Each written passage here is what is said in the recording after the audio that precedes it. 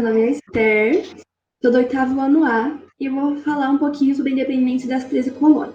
Desse tempo, de todo o tempo, é claro que iam surgir divergências entre os colonos que moravam agora na América e os interesses britânicos. E essas divergências que foram futuramente chamadas de causas da independência norte-americana. As 13 colônias, elas eram povoações instaladas pelos britânicos na costa da América, mais precisamente no leste.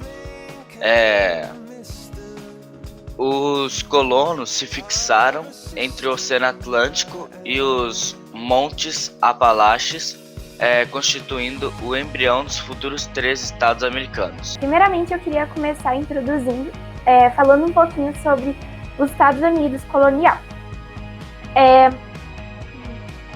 As colônias dos Estados Unidos eram divididas em 13, sendo elas as colônias do Norte e as colônias do Sul.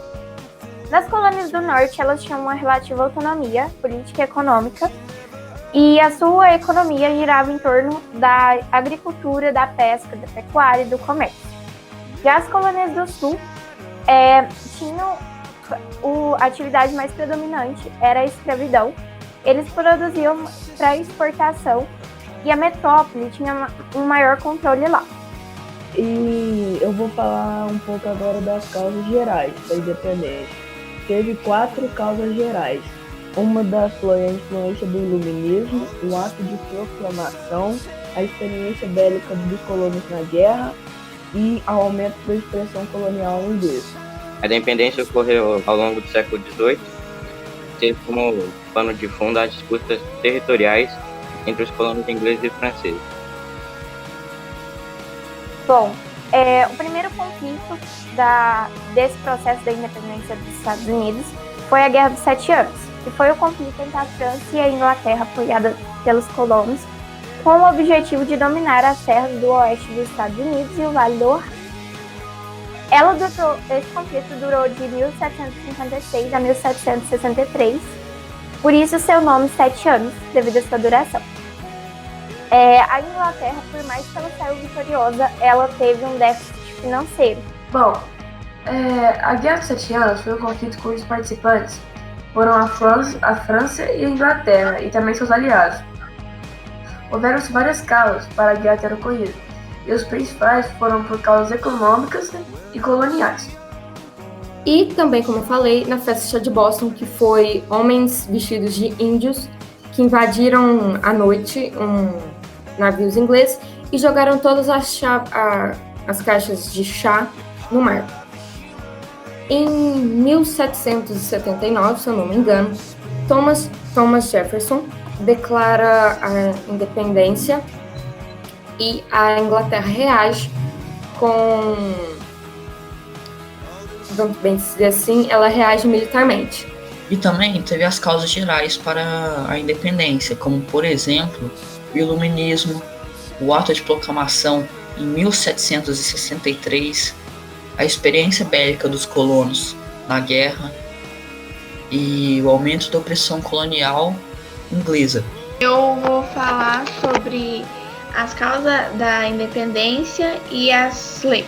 Como a lei do chá, que foi o principal motivo para a festa do chá de Boston. A lei do chá, ela só permitiu os colonos comprar o chá das Antilhas inglesas e esse chá custava muito caro. Os colonos, eles se reuniram na Filadélfia para decidir o futuro das 13 colônias. Esses congressos foram o primeiro congresso e o segundo congresso. O primeiro congresso defendeu o boicote aos produtos ingleses, o fim das leis intoleráveis e enviou uma solicitação ao governo inglês pelo direito de representação política. Então, no segundo Congresso da Filadélfia, eles apresentaram a Declaração da Independência, escrita por Thomas Jefferson.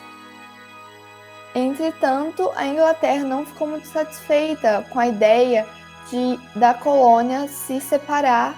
2 anos depois, em 1776, eles fizeram um segundo Congresso da Filadélfia, declarando a Guerra de Independência à metrópole inglesa e rompendo o Pacto Colônia-Metrópole. Segundo o Congresso, já diante das negativas do governo e do ataque inglês, os colonos romperam uma relação com a metrópole inglesa, proclamando a independência.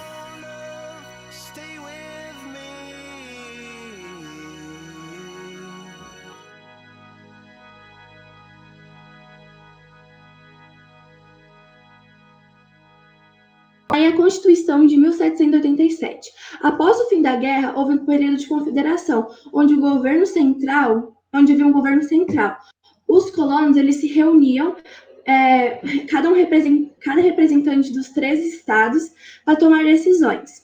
Eles começaram a debater como seria o futuro das 13 colônias e eles dando origem à Constituição.